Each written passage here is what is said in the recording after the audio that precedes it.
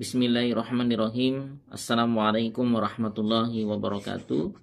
Sobat Quran yang dimuliakan Allah Subhanahu wa Ta'ala, pada video kali ini saya ingin membahas masalah perbudakan menurut Al-Quran. Sobat Quran yang dimuliakan Allah, menurut Hamka, budak berarti seseorang yang tidak merdeka. Dia menjadi milik tuannya sebagaimana seseorang memiliki sebuah barang.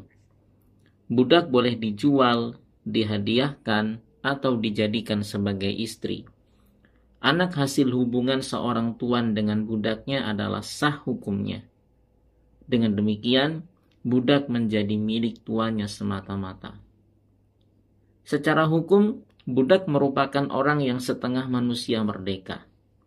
Di satu sisi dia merupakan manusia yang normal, dan di sisi lain dia adalah harta atau benda yang sepenuhnya dimiliki oleh tuannya dan dapat diperjualbelikan jika sang tuan menghendakinya. Budak tidak bisa berbuat sesuatu sesuai dengan keinginannya. Dia harus berpikir dan berbuat sesuai dan untuk kepentingan tuannya. Dalam pengertian umum yang berlaku di luar Islam, budak dapat diartikan sebagai manusia-manusia sangat malang dalam hidupnya. Karakteristik kehidupan mereka dapat digambarkan dalam beberapa hal. Yang pertama, budak berasal atau didapatkan dari peperangan, pembelian, penculikan, penangkapan, dan keturunan anak dari seorang budak. Kisah yang dialami Zaid bin Harisah misalnya adalah contoh dari sebuah penangkapan. Zaid ketika masih kecil dibawa oleh ibunya ke kampung Bani Ma'na. Tidak beberapa lama kemudian, daerah tersebut dirampok oleh sekelompok Badui dan menangkapi wanita-wanita dan anak-anaknya yang tidak sempat melarikan diri, termasuk Zaid bin Harisah yang ditinggalkan oleh ibunya. Zaid kecil tersebut kemudian dibawa ke pasar budak Ukas untuk dijual. Yang kedua, budak merupakan manusia yang dimatikan keinginan, rasa, pikiran, dan cita-citanya. Dia tidak boleh berkeinginan dan bercita-cita di luar batasan hidup yang ditetapkan oleh tuannya. Budak tidak perlu merasa jijik, letih, penasaran, sedih, enggan, dan menolak segala tugas yang diberikan sang tuan. Baginya tidak ada alternatif lain kecuali mengikuti orang yang mempunyainya. Budak juga tidak boleh berpikiran di luar batas tugasnya.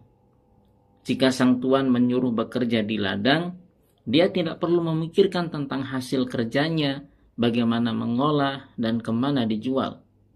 Tugasnya adalah bekerja, maka segenap pikiran, perasaan, dan tenaganya harus terpusat pada pekerjaan itu, bukan untuk yang lain. Kemudian yang ketiga, budak dimiliki oleh tuannya. Perlakuan tuan terhadap budaknya sama dengan perlakuan seseorang terhadap hewan atau barang.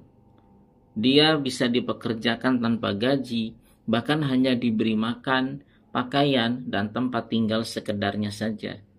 Seperti halnya Bilal bin Rabah sebelum masuk Islam yang hanya mendapatkan 2 genggam kurma dari menggembala unta dan domba. Budak juga bisa ditelantarkan, dijual, dibuang, dihadiahkan, dianiaya, dan dibunuh. Kalau dia wanita, kalau sang tuan mau, dia bisa digauli tanpa harus dinikahi. Al-Quran dalam surat An-Nahl ayat 75 mengistilahkan nasib budak ini dengan abdan mamlukan la yaqdiru ala syai'. Seseorang yang benar-benar dikuasai oleh orang lain sehingga tidak bisa berbuat apa-apa termasuk pada dirinya sendiri. Pada zaman Romawi kuno, budak tidak hanya disuruh bekerja di ladang atau lahan produktif lainnya. Akan tetapi di samping pekerjaan rutin itu, mereka disuruh menghibur tuan-tuan mereka dengan mempertaruhkan nyawanya. Budak-budak dijadikan tontonan dengan jalan mengadu sesama mereka dalam satu perkelahian hidup mati. Mereka saling membunuh untuk mempertahankan kehidupan masing-masing.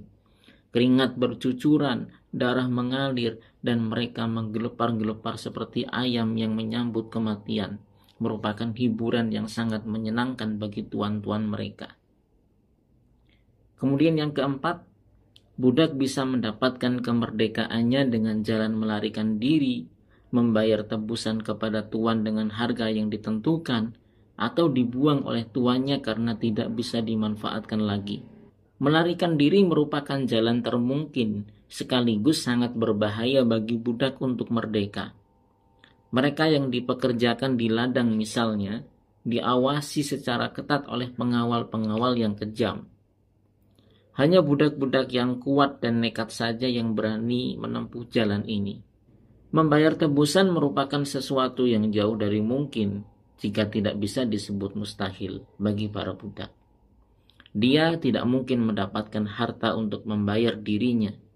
Cara ini bisa terlaksana jika ada keluarga, famili, kaum, atau orang lain yang bermurah hati menebusnya.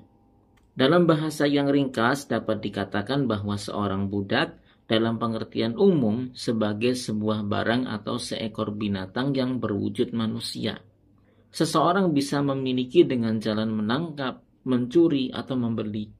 Setelah dimiliki, dia bisa diperlakukan apa saja sesuai keinginan orang yang memilikinya. Dan budak tersebut sangat sulit untuk keluar dan dikeluarkan dari kubangan perbudakannya. Bahkan ada yang bersama anak cucunya menjadi budak buat selamanya. Sobat Quran yang dimuliakan Allah, bagaimana sikap Al-Quran terhadap perbudakan? Perbudakan secara asasi bertentangan dengan ajaran tauhid yang melarang seseorang menjadi hamba bagi manusia lainnya. Membiarkan perbudakan berarti juga syirik, sebab seorang pemilik budak yang menjadikan manusia lain sebagai hambanya berarti menempatkan dirinya sebagai sekutu bagi Allah. Manusia hanya boleh menjadi hamba Allah, bukan hamba manusia yang lainnya. Pernyataan bahwa manusia itu hamba Allah tidak berarti manusia memperbudak diri dan mengerdilkan dirinya. Justru sebaliknya, dengan menghamba hanya kepada Allah, manusia akan membebaskan dirinya dari segala macam bentuk perbudakan. Maka sesuai dengan ajaran tauhid, Islam tidak merestui perbudakan. Karena itu, sejak awal Al-Quran telah menegaskan bahwa salah satu misi suci yang akan diperjuangkan Islam adalah membebaskan para budak dari belenggu perbudakan. Atau dalam Al-Quran itu disebut Fakkur Raqabah. Islam sejak awal sampai akhir adalah agama rahmatan lil alamin. Itulah sebabnya Al-Quran tidak membicarakan sebab yang bisa melegalkan sebuah perbudakan.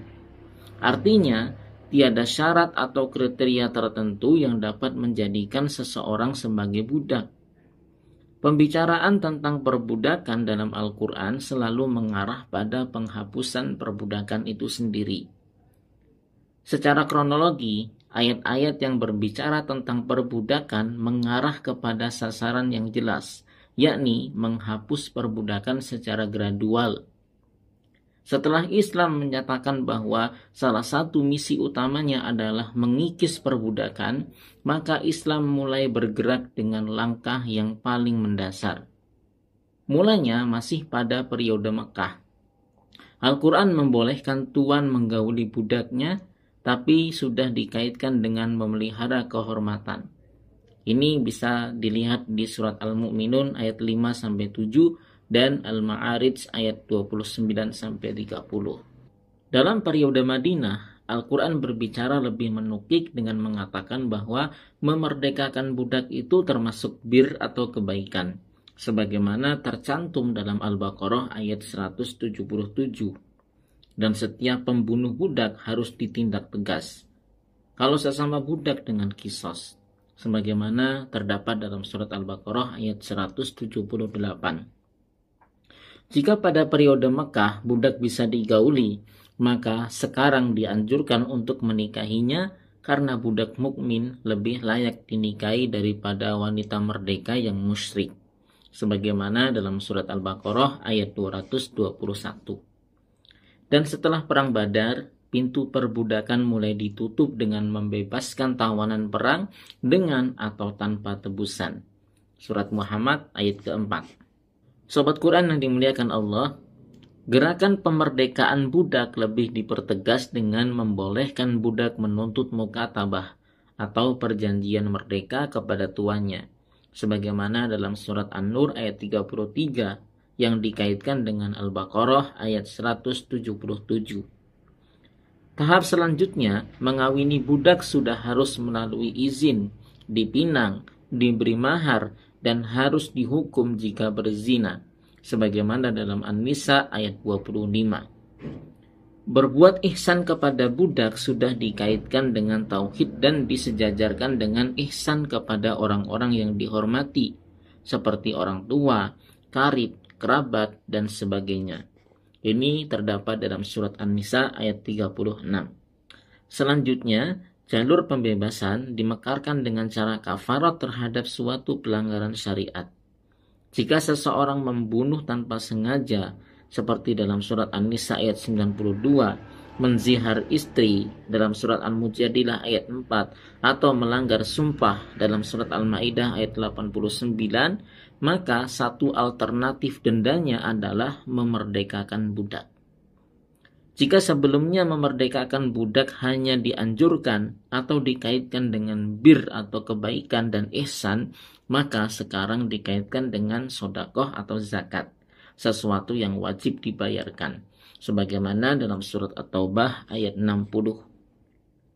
Dari rentetan ayat-ayat Al-Quran tersebut dapat dipahami bahwa sesungguhnya pembebasan budak telah diprogram sedemikian rupa sehingga tidak ada lagi perbudakan di dunia ini, khususnya dalam masyarakat Islam. Di situ juga terlihat bahwa Al-Quran tidak terburu-buru dan drastis. Akan tetapi semua itu dilakukan dengan hati-hati, gradual, sistematis, realistis, dan manusiawi.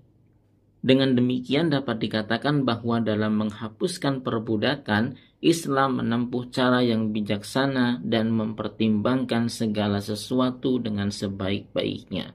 Wallahu a'lam bishawab.